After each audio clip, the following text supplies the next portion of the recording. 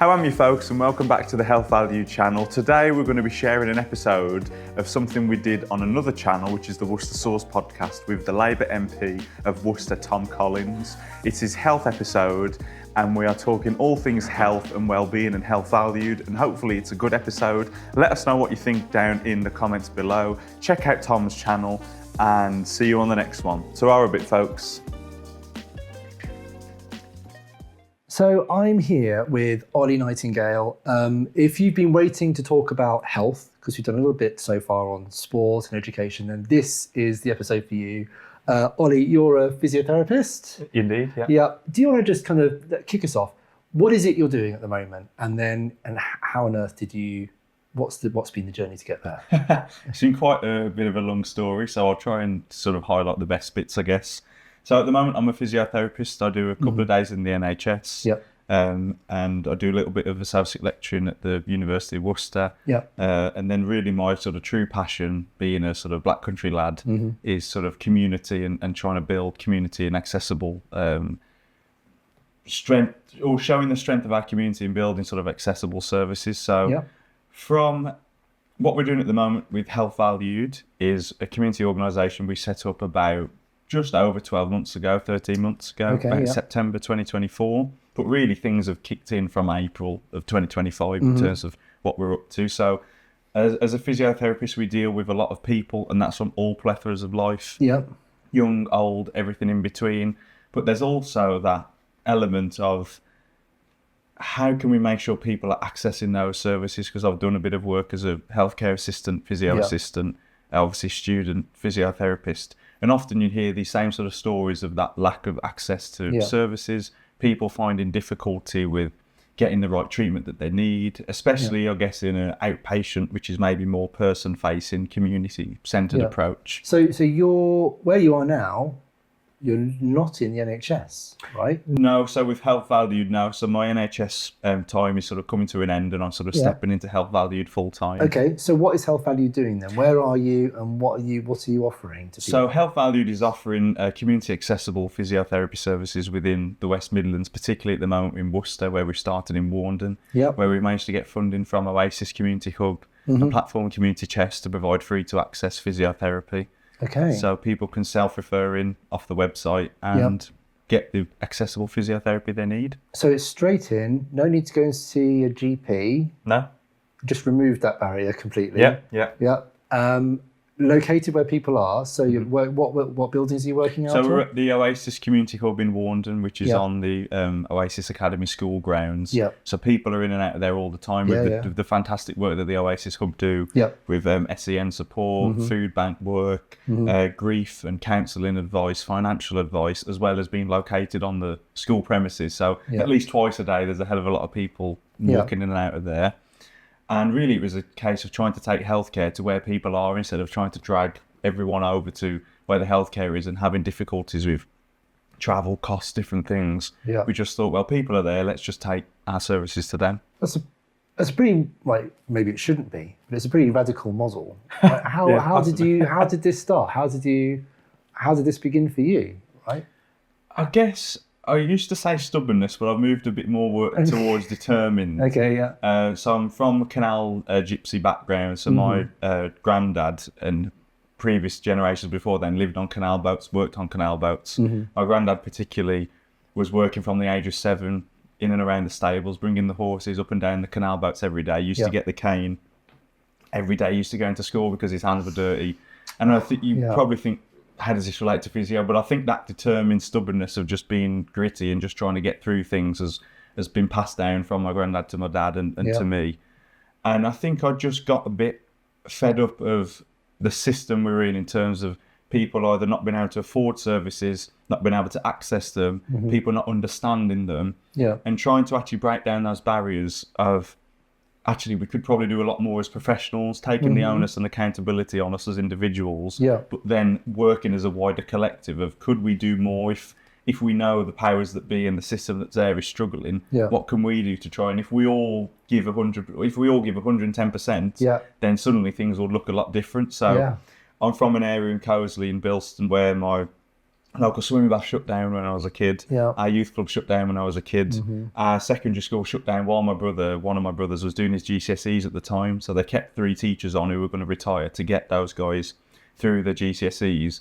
So I'm from an area particularly where we just get forgotten and the system sort of throws us to one side and just thinks, well, you got to figure it out on your own. So I guess that, what I'd say, stubbornness, but now more determinedness of, well, my community's used to figuring out on our own. So why would it be any different in healthcare?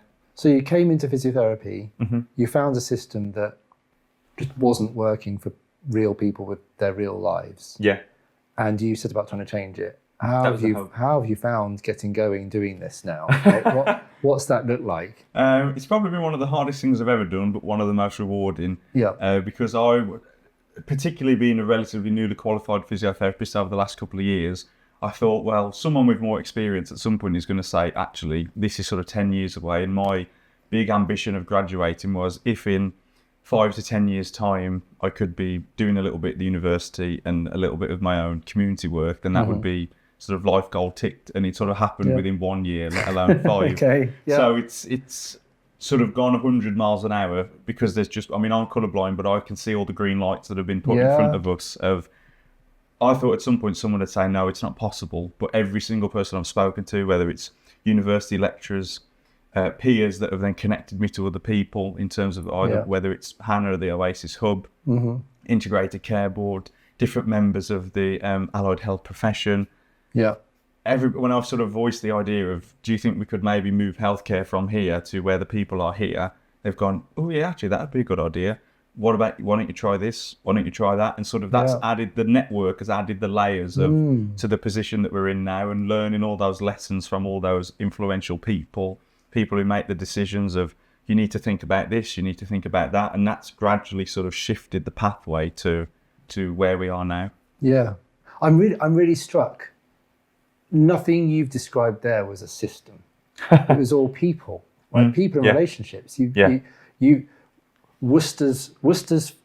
discovered that Worcester has some people who are prepared to say, yes, let's try something. Yeah. And it's been through those relationships and that let's have a go and that kind of positive, hopeful, prepared to experiment attitude that's kind of through those partnerships you've been able to make this happen. Yeah. And I guess you're still working really in partnership and you're looking to now expand that and support other people to do it. Yeah, absolutely. And I think like you say, the power of the people, the power of the network of, I guess my sort of philosophy brought down through a lot of it is down to my family really, particularly my mum and dad and my siblings and my wider aunties, grandparents, of worst thing that's going to happen is someone's just going to say, no, you can't do it, or you'll learn something from it. Yeah. And that attitude of, well, why don't we just give it a go and see what happens? Yeah. And obviously from a healthcare perspective, as long as we're safe regarding the patients and service users we're dealing with, and as long as we can back up with the evidence of what we're doing, then let's be creative, because as you say,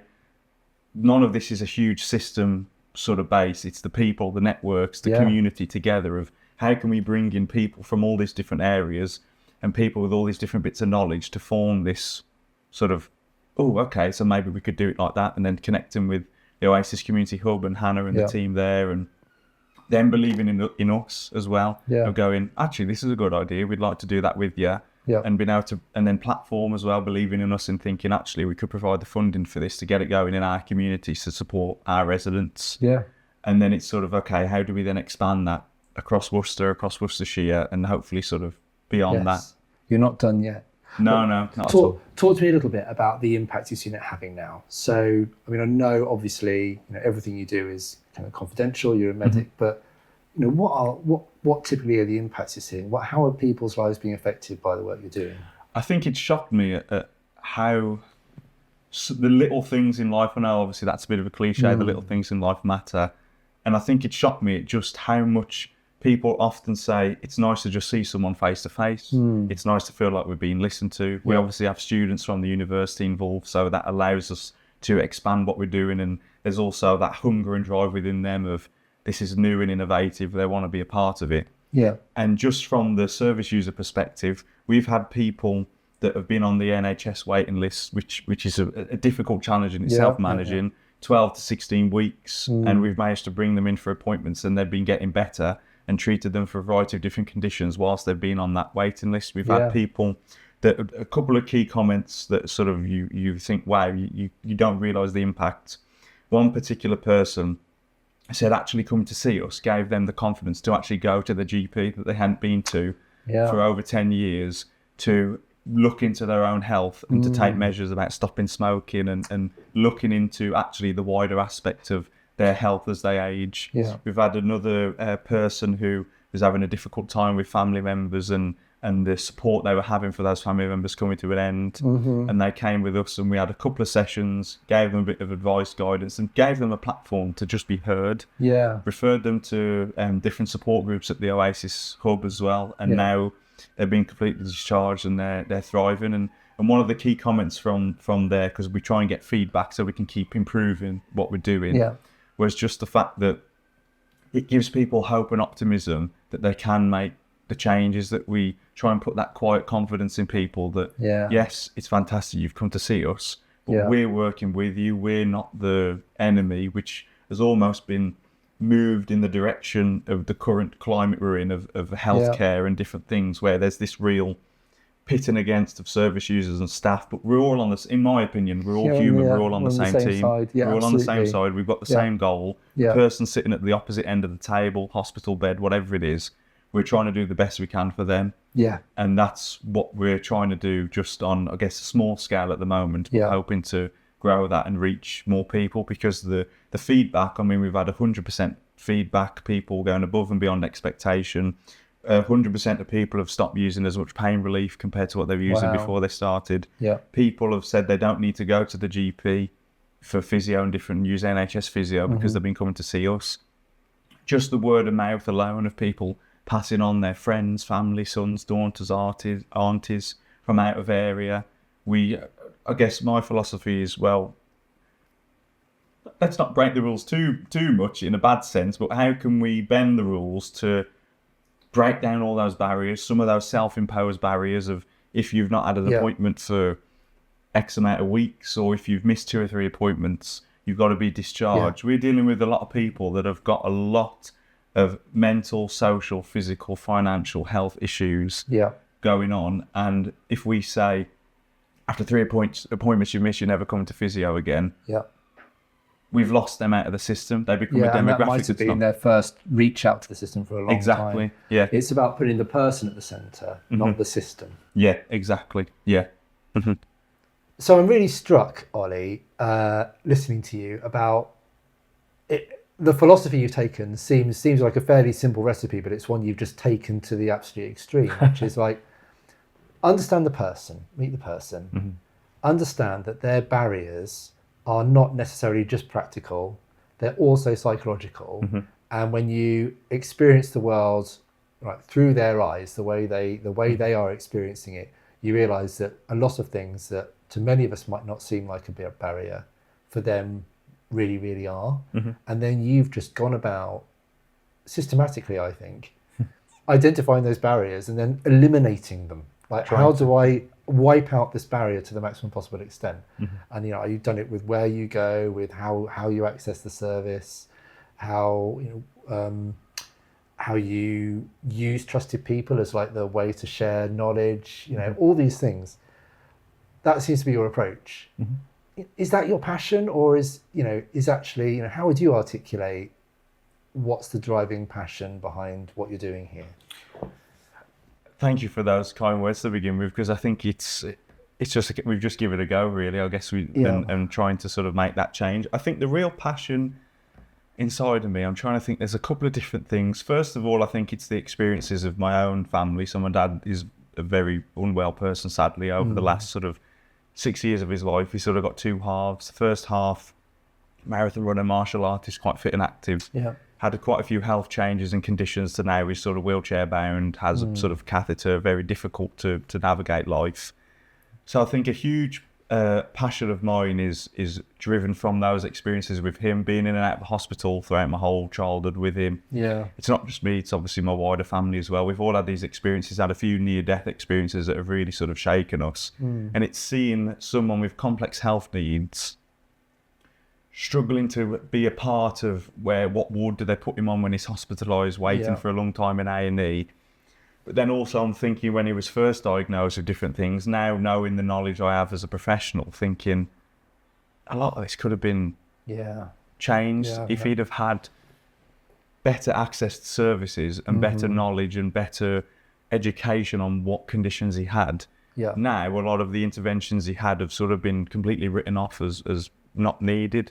So I think a huge passion of mine is not wanting other people to go through that, and it does get me a little bit emotional sort of talking about it, but I think there's that sort of burning desire inside of me of not wanting that to happen to anyone else, because I've seen how difficult it's been, not only for my own family but him, and it's that sort of drive inside of everything he's been through. Well, hopefully something positive can come from it, because that's the meaning of life, isn't it? In a way, life is pretty rubbish for 99% of us in waves, but there's also these really good positive waves, and how do we turn that negative energy into positive energy? Because we're all, it might be going too deep, but we're all sort of on this big floating rock in space, and if you think science-wise, energy equals mc squared, everything is just a transference of energy.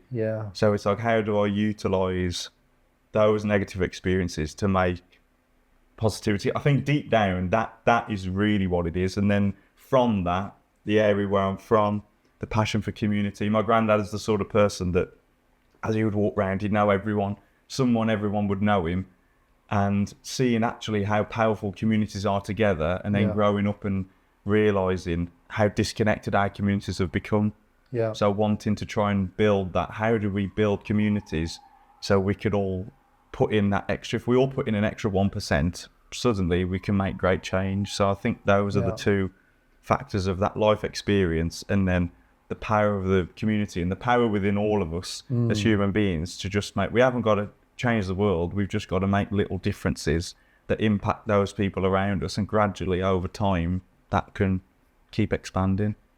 I love what you're saying. It resonates with like two big areas of my work.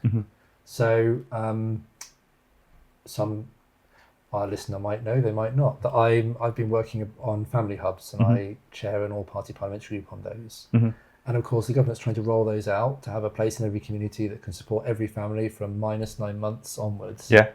But we're, what all the people who've been out there doing it over all these recent years, and especially trying to innovate since Sure Start kind of disappeared, is all about how it's doing it in the community. It's recognizing people, it's putting them at the center, not the system first. And one of the real realizations that's gone into the work that we're now pushing towards the government is that when people have these ordeals, like a health crisis, it's a real intervenable moment, in that's when people grow. And yet, when I put my thinking about health hat on, and I think about the floods of casework I'm getting about the state of the NHS in Worcester, the stories you've described of your family's experiences aren't unusual. No, not at all. Loads of people are finding it, and our whole health system has been built on this idea of, you've got your kind of lived life with dignity, and then something comes along that disrupts your health, and then what we sort of do is put that to one side, inject you into a system to very efficiently get you better quickly, and then spit you back out, and then go, and now we're going to resume life and dignity and treat you as a person again. And I think probably for the world we're in now, we need to invert that. Because more and more people have these complex health conditions, they go on for longer in their life, they're all overlapping and happening at the same time. And it's not a case of you're just going to inject them into a system to deal with one thing at one time and then spit them back out again, and that you can let that intervention kind of invade their life and their dignity and their experience. But we need a way that says, actually this is a moment for growth, not to switch off all of that stuff, but to lean into it, to see you more as a person, to see the opportunities to pick up, not just try and treat this one thing that's our specialism, what you've been referred for, but to spot all the things and say, as a whole person, how do we help you now? And that's what family hubs are trying to do. It's probably what health needs to do. And all the transitions we're talking about in the NHS 10-year plan, are absolutely right. Like we should definitely be going from analog to digital. Yeah. We should definitely be going from treatment to prevention. We should definitely be going from hospital to community. Those are all things you're doing. But I think what you're doing goes deeper than that. It's about actually, we want a system that is people focused, not process focused. Yeah. And at the moment, the processes are really, really failing. So there's almost never been a better time to just rethink. And your model, I think what you're basically showing us is that you can just begin. We don't need to go and design this in some Uber way and try and roll it out at epic scale. We just need to empower people and let them start. And then support that growth from there, of let that start. And then how do we then work with statutory services to work with that community organisations, the VCSE sector, instead of all of us being these separate entities, how do we combine and collide? Because often the heart of people, whether it's NHS, wherever they're working, is there. They want to make these changes. But as you say, when it's a process-focused system, the processes haven't worked. And then it's almost like everybody's working with a hand and maybe a couple of fingers tied behind their back. And the job is, they're already against it before they even clock in the morning. And then it's that longer-term effect on the workforce, the mental health, burnout, all these different things that's then ultimately impacting the care of the service users. So I completely agree of, and similar to what we've done, as you said, we've just let's just start it and then we'll build those pieces as we go to make it truly person-centred, which is everything that was drummed into me at university about person-centred care. And then I sort of took a step back and go, well, actually, everything we're learning about person-centred care, none of it's then happening. No. And it's the same with family hubs again. Like one of the big things we're pushing is being like trauma-informed, trauma-aware. When people have had really traumatic experiences in their past, or even might be experiencing them now, that changes your whole psychology so dramatically. And every time you've got to go and try and engage a new service or a new person, if you have to retell some of those experiences, it re-traumatizes you. And our system at the moment just has you retelling left, right and centre. But if we could be person-centric and say, do you know what, the integration point of all of this is you, not some diffuse system that you get thrown around, but you are the centre point and everything else is going to orbit you, then you can get that right. And it would be transformative. And I guess what we're describing is just I've always been struck by the difference between complex and complicated. Like a Boeing 747 is complicated. It's got thousands and thousands of moving parts, but it's all linked up in a row so that you push the joystick right and the plane rolls right. And they're great for like efficiency. But actually, like the real world and people and communities are complex, where everything is connected in multiple ways all over the place. And that's more like a flock of birds than a Boeing 747. Still might have thousands of individuals in it, but they're all connected together. And there's no one place you can say go right, but the whole flock can take itself right in an amazingly coordinated way when it needs to. And I think we're recognizing that maybe we need to move away from complicated and move to complex, where we create an ecosystem where the person's the center point. And I suppose that's what we've been doing with the family hubs too, is saying all these different organizations and charities and schools and churches and whatnot that have been innovating.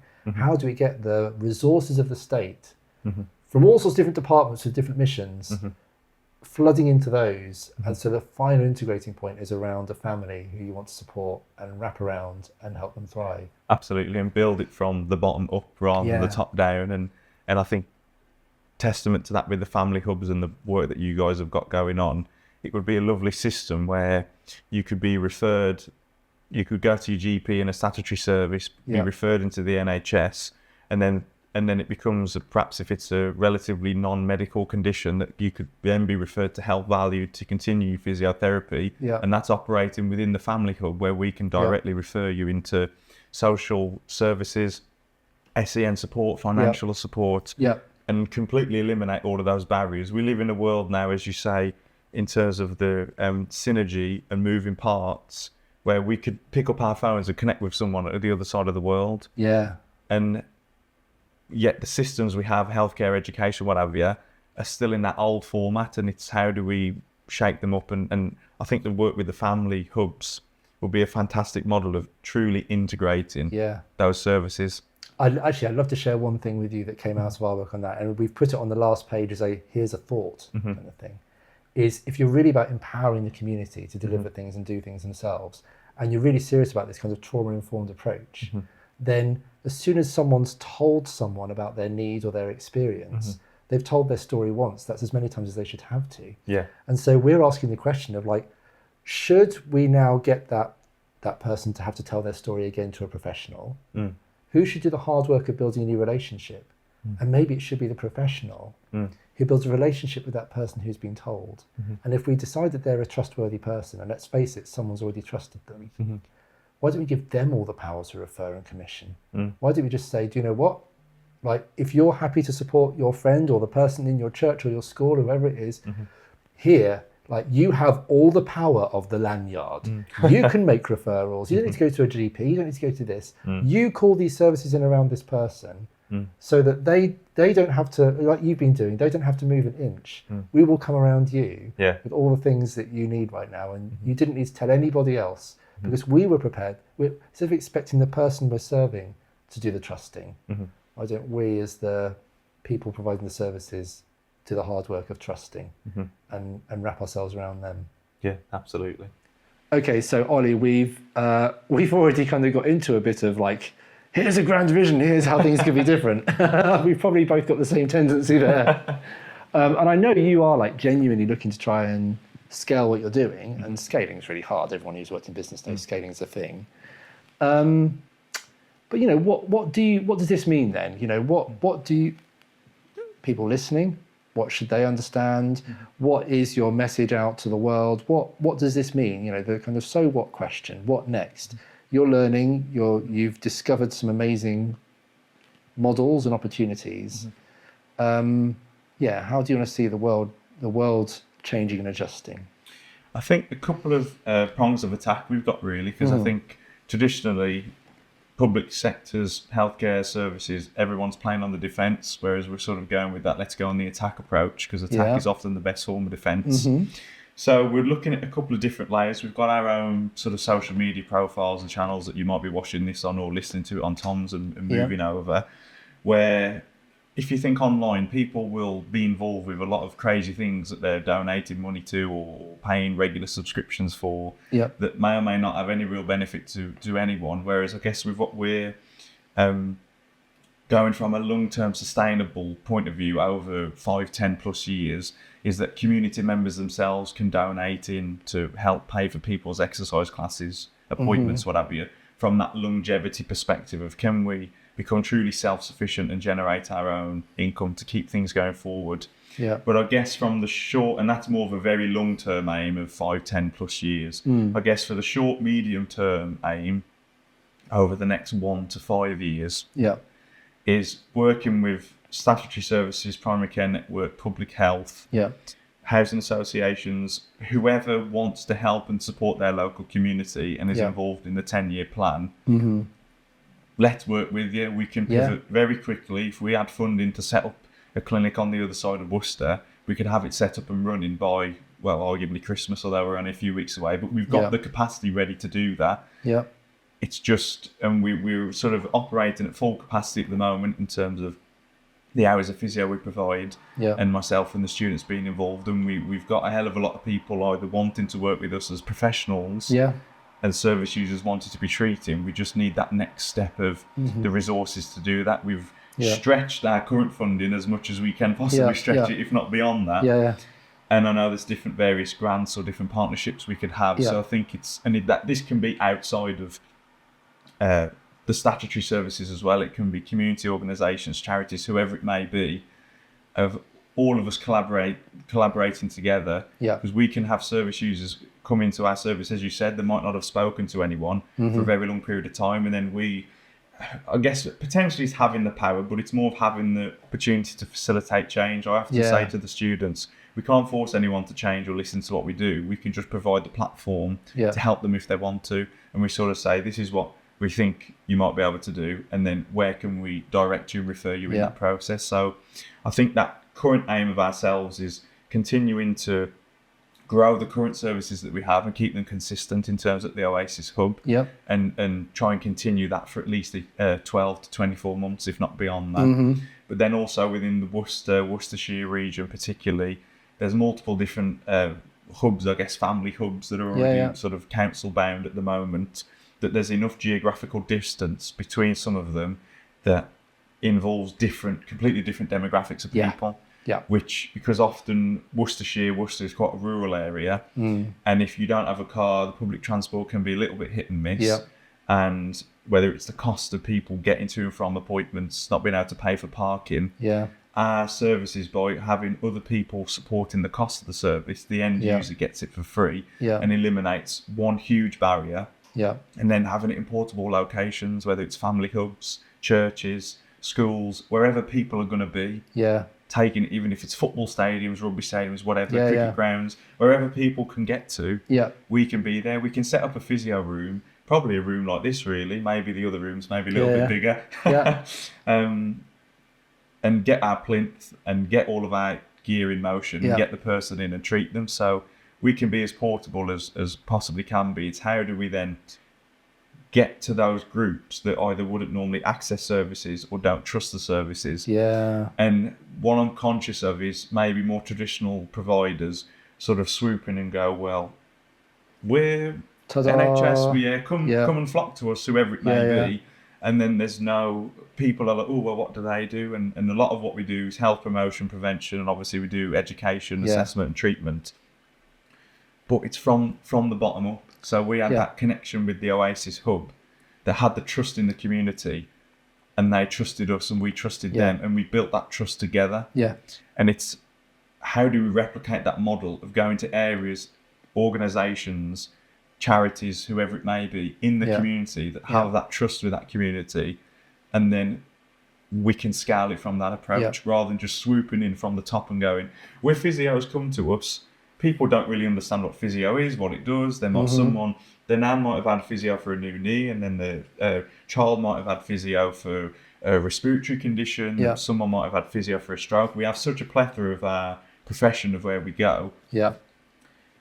That even just the education of what we do is a big debate in our own profession.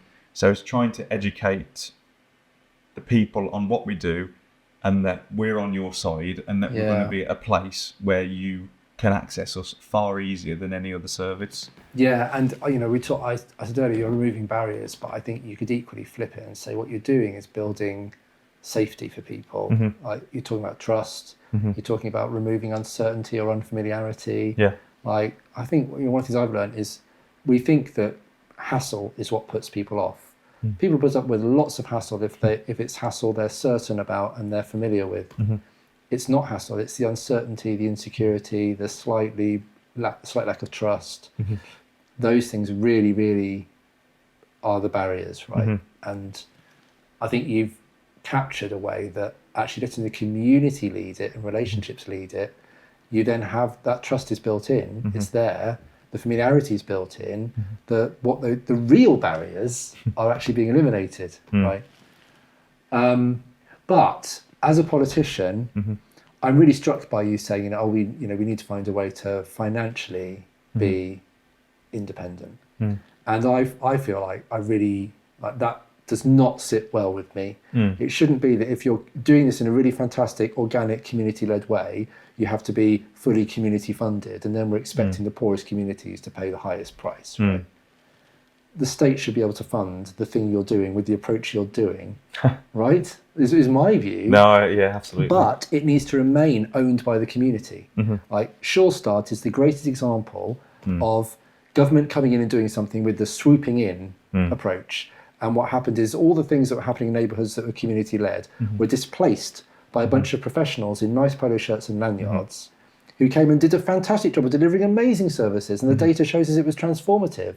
And then one chancellor came along and went, nope, and it all disappeared, because when we carried the cost, we also displaced the community. And for me, and all the things we're trying to do with family hubs, and thank you for helping me kind of discover it through this conversation, is about saying, no, we should be able to carry the cost, but not in a way that takes it off the community, but entirely allows them to own it. and then it's got that resilience, and it can never be taken away, and it can never be turned off, and the community will always own it, and it'll always be for them and put them first. Absolutely, because I think particularly as you mentioned there about the community and the people within it, the ideas will come from within, the change and the growth comes from the bottom up, and often the ideas, the creativity, the ability to do the thing is there, and from the powers that be, just that financial aid of, well, we can help get you started and help keep you going, and then let's sort of work with it, almost that not helicopter parenting but good parenting of, let's teach you the lessons of life, the hardships of life, so when we're gone as parents you can deal with the hardships rather than life coming you round and slapping you in the face because we haven't taught you the lessons. It's almost that approach of, can the state be there to go, well, we've sort of, this is the idea we've got, this is how we can show we can do it, we've got all these community members on board, we just need a couple of little bits from you, and then we can sort of crack on. We especially from a community perspective, we know our limitations and we know what we're capable of, and I guess it's almost of proving to the powers that be of, like, you can trust us. There's community members that we can work together, and this is going to be a vital service that we can do what you want to do in the long-term aims. We can do that, but just sort of let us get on with it, and we'll keep you updated, and we'll have that communication going longitudinally, laterally, rather than going vertically. Yeah, I mean, I can hear a million people going, "Oh, you can't do it that way. You know, we're professionals." But I think you cracked on the crux of this earlier, which is working safely, right, and in a way that is led by evidence. Well, actually, like, there are lots of ways you can guarantee that, and it doesn't have to be through contracted employment, right? And I think, you know, the big challenge to the state is start allowing funds to flow out to communities, and that all you have to prove is that you've got a system, a robust system in place that means they're operating in a safe way, and a way to just reassure yourself that the approach is still evidence-led. And that is not beyond the wit of man. I'm just aware that, you know, you're about to scale, you're talking about being impactful. We've heard the amazing outreach you've managed, and how you're reaching people who haven't been accessing services and delivering in a really amazing way.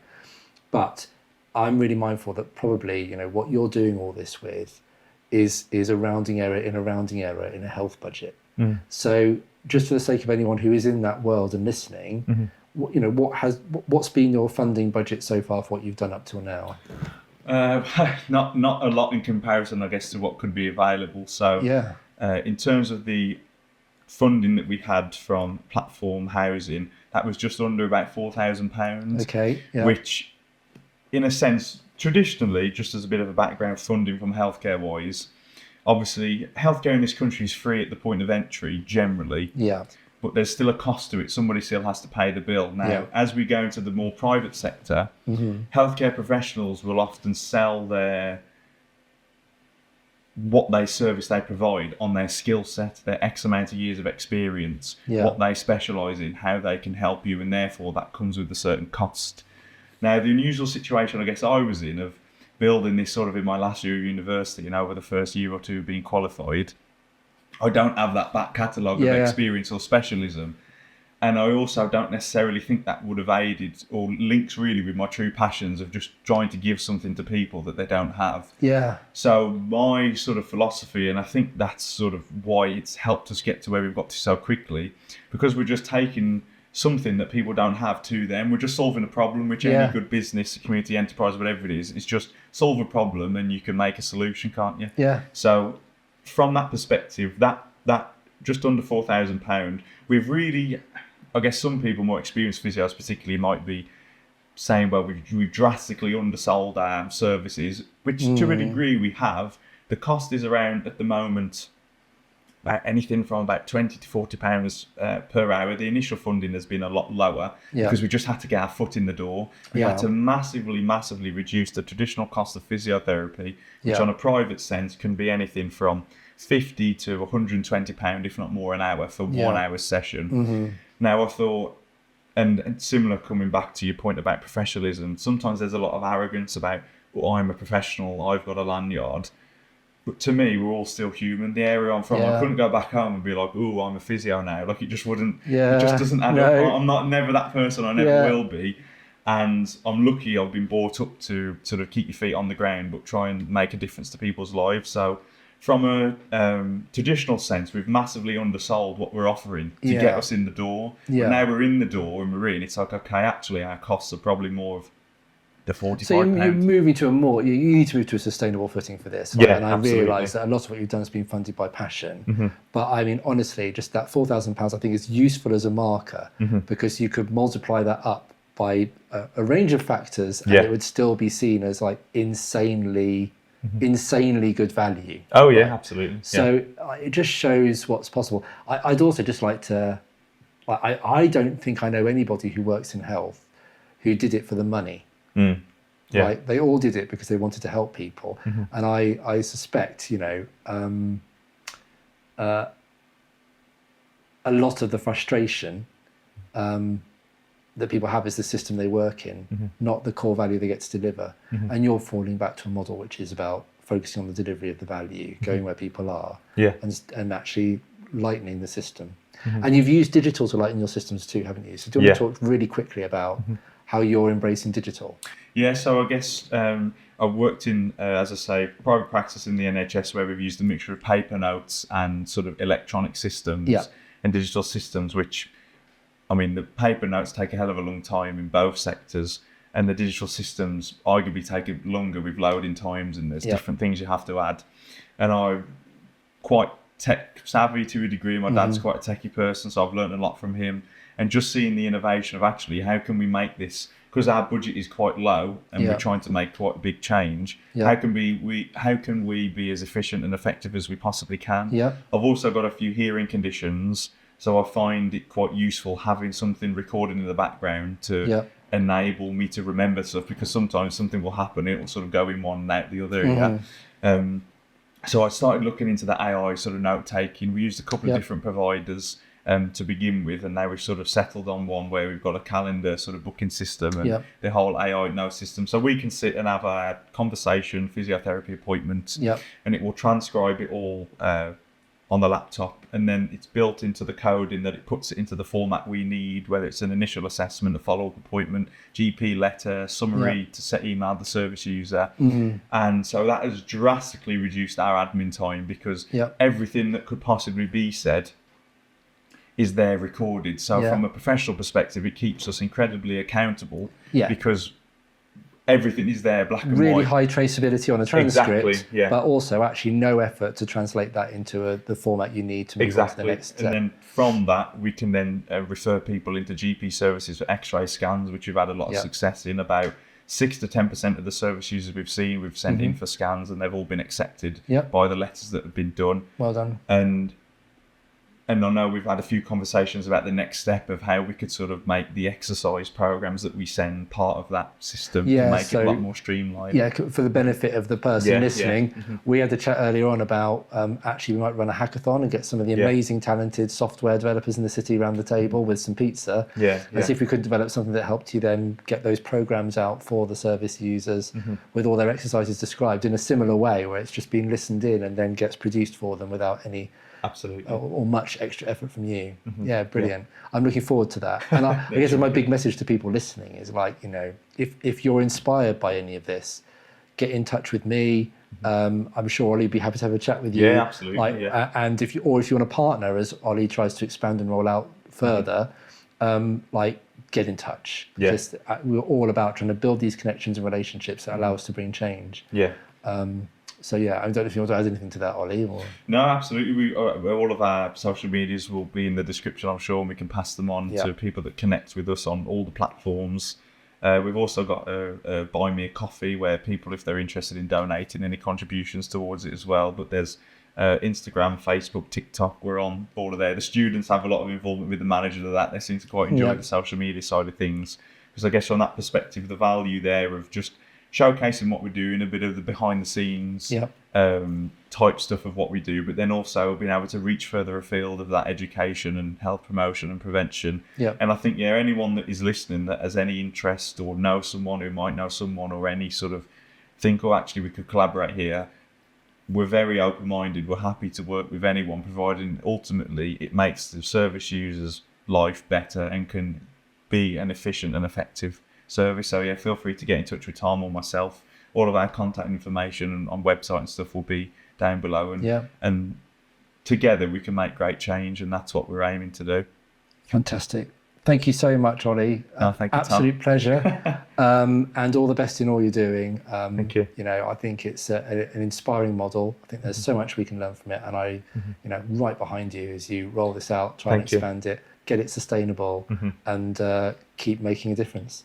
No, thank you, Tom. Thank you for your time. It's really enjoyed being on, and the good work you're doing with the family hubs, and I'm sure we'll be working together in all those capacities as well coming up. Absolutely. It's the beginning, not the end. Absolutely. Thank you, Tom. Thanks. Cheers, Ollie. Bye. So it's time for Only in Worcester, which is when we look at what makes Worcester really special for you as a place. So, you know, I actually love the city. I've lived here for donkeys now. But what for you makes Worcester special? I mean, first of all, I met my girlfriend, now fiance, here, so we'll always have a special place for that. Congratulations. Fantastic. Thank you. We met on the Access course that I started at the university and now teach on, so it's a bit weird going the full circle. But I think coming back to the Access course, I remember when I was first thinking about going to university during COVID, and I emailed one university, didn't hear back, emailed the University of Worcester, and they said, oh, well, you can't do the actual physio course because of being out of education, A-levels weren't up to standard, but what about the Access course? I thought that would be great. Had to come through an open day, sort of signing up, going through all the admin type stuff. Never been to Worcester before in my life, not that I can remember. And sort of stepped off the train. First of all, coming into the train thinking, hang on, there's like a city down there. Why is the train so high up? And then come down, I thought, wow, this is nice. And I thought, this is supposed to be a city. This looks too small to be a city. Obviously, being Wolverhampton and going to Birmingham a lot. And I was like, this looks like a high street with a church. So they got quite lucky here. But joking aside, then when walking through the town, and it was a beautiful sunny day in September, getting to the river and just seeing the sun in the distance, the train going over the viaduct, people just being happy, friendly, cyclists, people walking the dogs. And I just remember sitting there, I was eating some cold pizza actually that I had the day before at home, and I thought I'd bring as a packed lunch. And I just thought, wow, I was like, I'm going to like this place. And that was, 4 or 5 years ago. And then the first year was all online at COVID, so we couldn't necessarily do a huge amount. But then when starting the physio course, me and my partner moved in together, and then I've sort of been, I do go home quite a lot, but I've been sort of here ever since from that perspective. Brilliant. Yeah, I so recognise that. We got to that. I'd always expect to move around for my work, got to the city. It's like, first of all, arriving at Worcester with the Malverns, and then all the church towers and spires. I came in St Martin's Gate car park and saw all of those rolled out. I was like, wow, this is an amazing place. And then, like you say, the feel is just amazing. Wow, thank you. It's time for Westminster in Worcester, which is when we look at, you know, the big policy stuff and how it affects things here in Worcester. How do we connect all the stuff that happens in politics to real life? Is there anything in that space that you'd like to explore? Yeah, there's a couple of questions. One I've been asked by a few other people to ask, and another one of my own. So first question. I guess a lot of the media, we're seeing about a lot of funding sort of going into the NHS, this whole neighbourhood health, trying to expand the services, blah, blah, blah. However, locally, particularly in the West Midlands, whether that's Worcestershire and even sort of further afield in the West Midlands, most of the local trusts are being asked to save millions and millions of pounds and having no injection of funding whatsoever. So I guess from a politician's perspective, why on national media is there one message and then in reality, that's not happening? Yeah, that's a really good question. I mean, I think the first thing to realise is this government is absolutely set on putting more resource into the NHS to fix the problem. They realise you can't just do it through reform, but they also absolutely recognise that some reforms needed. So you can see the investment coming out. They've just announced the 250 new neighbourhood health centres. So that's fresh investment into health delivery, not into the existing hospitals, but into community. And that's, you know, the idea is to get it out to where people are. But the NHS got chopped up into lots of different bits. Now we have all the trusts and the PCNs and the ICBs. So it's all those acronyms, guys, sorry. So PCN, primary care networks, they're the groupings of doctors, GP surgeries. And then ICBs are integrated care boards, and they do a lot of the high-level commissioning. And all the bits and bobs that don't fit under a trust, like, you know, NHS 111 or out of hours services, or some of the other services are directly commissioned by those ICBs. And part of what Wes is doing is saying that those parts of the system, they're not directly delivering healthcare, they're not on the ground, they're not actually empowering medics to design their own systems and to shape the way the health system works and functions. We want to lighten those up.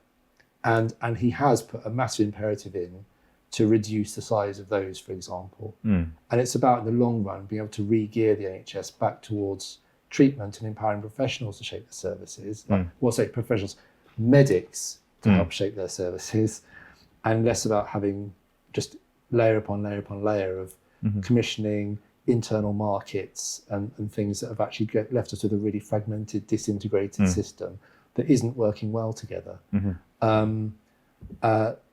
So I think that is all what's creating a lot of the landscape here. But we must recognise, we've seen, even as we came out of last winter, we're still in that stress period. We saw waiting lists dropping, and they've been reducing, and they were reducing month on month. And so we have seen progress, and that is the government really leaning into fixing the NHS. But Wes is not he's not making stuff up when he says he wants to reform the system. Right? He's a, like, if you ever, I've met Wes Streeting, he is one laser focused guy. And when you see serious things happening, it's because serious things are happening, and it's because he wants real change and to really set the NHS in a place where it's long-term, resilient, robust, and ready to deliver what we need from it. Can I ask an extra question to that of as well? Course, Just from what you said. So I know, and I think that's a fair point. Obviously, time will tell. I guess there's probably that level of on the ground and what is hoped, and obviously these things take time. I know recently there's been, it's not been hugely mainstream, but the NHS has been given an extra £2 billion to make 18,000 staff redundant. Now, these are admin staff that only 2 or 3 years ago were going to go on strike because they weren't going to get a pay rise. They then got a pay rise, and now they're going to make them redundant because of the powers of AI. What do those 18,000 people do? Yeah, I mean, this is the difficulty of change, right? And I think it's a really legitimate question. The answer to that question is never don't do the change. Like, that is always a slippery slope to ending up with really, really stale systems that don't work. What I think is really important is that if those people are facing that degree of change and having to rethink, their jobs and perhaps their careers, they should be really well supported in that. And we should be able to provide really good security for them, and they should be able to access really good training and the opportunity to develop new skills if they want to. And for me, that's like a really fundamental economic question. And I'd like to see us go even further. And, here's you setting out trying to start something up. You met them too. We were with a bunch of people in my office this afternoon who are all people in Worcester with a massive passion for how do you make Worcester somewhere where people want to come to start something and where new businesses can start and grow really successfully. I want that. I'm an engineer, I'm an innovator by background. I want to see that wired into our economy, that actually change isn't a threat, because there's so much going on, and there's exciting and new things going on, and you can retrain and develop those new and more relevant and exciting or timely skills.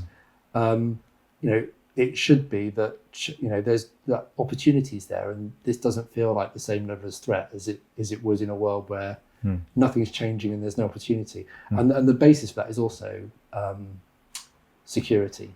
And that's why having a really good welfare system is really, really important. And the government's doing some work to pick apart like health and disability benefits from employment benefits, and that is really sensible as well, because it means that actually if you're out of work because you're between jobs or for whatever reason, you're supported properly and you don't have to tease that in with any kind of health or illness component. And similarly, if you have a disability or an illness, whether you're in work or not, you get the support you need for that. So I think those are healthy changes. But my personal view is I want to see us building a world where it's really easy to retrain, even late in life. I want us to build a world where there's lots going on and there's genuine growth, exciting things happening for you to get involved with. It's not hard to find another better, more exciting job where you live. And third of all, it's a real passion of mine that we have a welfare system that means that you're doing all of that from an innate and intrinsic foundation of security. Because we shouldn't have to not change the NHS because of those kinds of effects. We should be able to change things, but those changes shouldn't throw people into a position of insecurity. That's fundamentally our values. Yeah, not at the cost of the people, but for the betterment of them. Absolutely, yeah. And change is always a bit traumatic, right? Yeah. So that doesn't diminish any of that. But I really want us to do, not to be afraid of making changes where we need to in things like the NHS, but also to build a world where we've built that resilience and security around people, that change, though stressful and hard, always comes with an opportunity that matches it.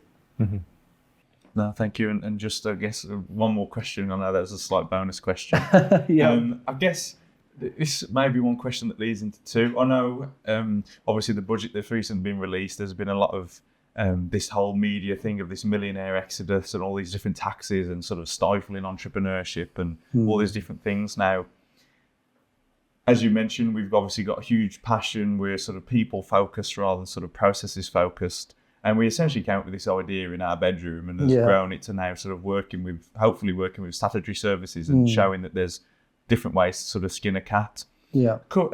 So from that, as a country and as a political party, why are we always focused on cutting things and chopping things up instead of why can't we figure out a way to make money? Why can't we encourage entrepreneurship?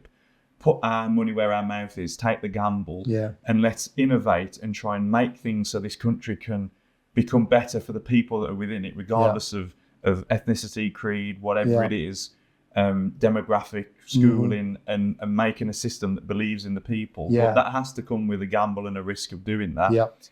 And then almost a case of this 10-year plan that is obviously a good in principle. Hopefully it will happen. Some people would argue probably 10 to 20 years too late. So from those, how can entrepreneurship be encouraged to make our country better? And then what excuses do we have for the position that we're in at the moment where we've maybe stifled those? Yeah, I'm so with you. And you're asking exactly the right question, I think, around how do we make innovation part of what's in our country? Like there are systems in place that are meant to be doing that, and I think they are failing appallingly. The expectations, by the way, that are baked in are that, in industry, which is my background, the assumption is that anyone new doing a kind of startup or spin out must have come from academia. That's rubbish. Like most of the people I've known who had something about them that could start a business had come from working in industry or some practical background, right? Second of all, everything's about shiny institutions and nice processes and going and applying and bidding and it's all the things you're doing about health, right? They need to be done for innovation and entrepreneurship. Like we expect people to apply and be able to somehow speak Innovate UK-ish to make an application to get funding to do a startup or to innovate or to try something new. And if you look in a city like ours, where are we spotting talent? Like I think talent crosses the desks of people in our university and colleges and businesses all the time, but who's spotting it and saying, they've got something, we're going to mentor and coach them. I really want us to build a culture of mentoring and coaching in the city that supports people. Where are the opportunities for them with really low overheads, minimum, but all the things you're talking about, the psychological and practical barriers, where are the opportunities for them to try and start something? Like the Kiln's a great facility in Worcester, but shouldn't we have something that's a bit like that, a flexible social workspace, but where we just the overheads are zero. If you want to come and start a business, you're going to try and still put beans on toast on your table in the evening, but here's an office space where you can come and be with other people, walking the same path, be coached and mentored, have a desk, have Wi-Fi, start trying to build something. On top of that, where are opportunities for people to test? As I come from an industrial background, innovate manufacturing and technology. So why don't we have a making space in Worcester? Why doesn't every flipping town have a making space where there's 3D printers and CNC milling machines and whatnot, so that you can actually try making something and testing it and get invite a couple of academics down or people from business to test your ideas. And then, where's the access to easy access to startup capital or investors? Like we've got investors who would love to, I know they'd love to invest in the young talent in the city. How do we make that match? How do we put them together? So I think we need to totally rethink our innovation system because it's geared towards the big players and it's not actually geared towards ordinary real people. And your model for how you said, look, if you want people to access healthcare, you have to go to them and meet them. I think it's the same for innovation. If you want people to innovate and start a business, you've got to go to them and meet them. And our system totally fails to do that. It's one of the big passion areas for me. Is we need to rebuild our economy for economic growth, which is about doing new things, not just for business growth, which is about attracting capital. And I think yours and my passions are about the same there. Yeah, absolutely. Yeah. Okay, it's time for Change Starts Here. This is where we kind of flip it round and look at someone listening. What could they do? What's your big kind of, what's your message to people listening who might be thinking either about starting something themselves or getting involved or just, who are inspired by your philosophy and want to find a way of stepping up and engaging? I think the probably biggest factors are because the lessons are hopefully transferable regardless of what industry you're in. As you mentioned, you're more engineering industry, healthcare, education, sport, whatever it may be. First of all, I think is self-awareness as an individual of knowing what your strengths are and triple down into those. As Chris mentioned before, I'm a big talker, a big yapper, as they like to say. So whether it's and good communicator, working with people, empathetic, care, passionate about it. So leaning into those strengths. So that's self-awareness. And if you don't know, it's completely human and normal to not know. Try different things. See what avenues that you like. Oh, actually, I think I might be more sporty. I might be more this. See what avenues you want to go down. So build that self-awareness and that understanding of what are you really passionate about. And what do you think that even on the difficult days you'd still want to do. I think arguably one of the biggest ones is self-confidence, but not as in an arrogance of, you can take over the world, but as in an innate self-esteem belief of, even if things go wrong, I can learn something from this. And I think that's something I am lucky my family instilled in me of, you're either going to do it or you're going to learn from it. And either way, you're just heading in the right direction. So, but I didn't realise that wasn't normal. That was always just something that's been in my family. But then I didn't realise now, sort of growing up, experiencing more of the world, that actually just by starting something, just by thinking and doing something differently, people struggle with that esteem of standing out, being judged. What might, if it all goes wrong, sort of plan for the worst case scenario, hope for the best. I'm quite a delusional optimist. So that inner self-esteem of actually, I know deep down my intentions are good. I'm a kind person.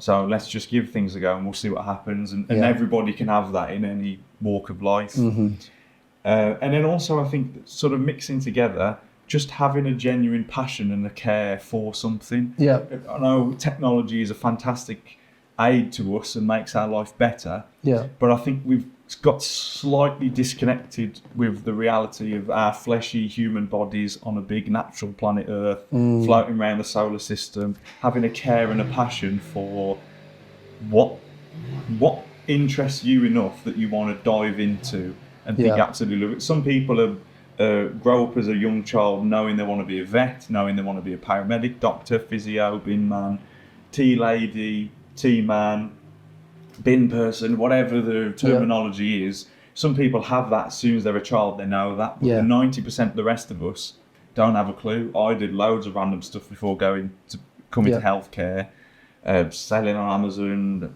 financial stuff, loads of random things. So I just thought, well, I'll give it a go, and if I like it or not, then we'll see. So I think discovering that passion of something that you want to do and then being able to convey your message, linking to that. I know there's probably more than 3 points here. So self-esteem, self-confidence, picking a passion and then conveying that passion. Because we can all have ideas, but being able to articulate it to someone else to get the message, to then go, I can connect you with that person. I can connect you with that person. Because everybody we're all amazing people. The odds of being a human are about 400 trillion to 1. In terms of being alive on this planet at this time. It's the best times we've been alive in human history ever. So let's take that chance, because we're all going to end up going into whatever you believe afterlife, in cremated, whatever it may be. Yeah. So let's just try. Try it. Yeah. Starts with go and tell someone. Yeah. Brilliant. Well, that's some great homework and very practical and measurable. Brilliant. Go and tell someone your passion. Yeah. Brilliant. Thank you so much. No, thank you. Thank you so much for having me on. Thank you, Tom. Okay. Cheers. Thank you. Cool. Good. Thank you. Hooray. Cool. Thank you.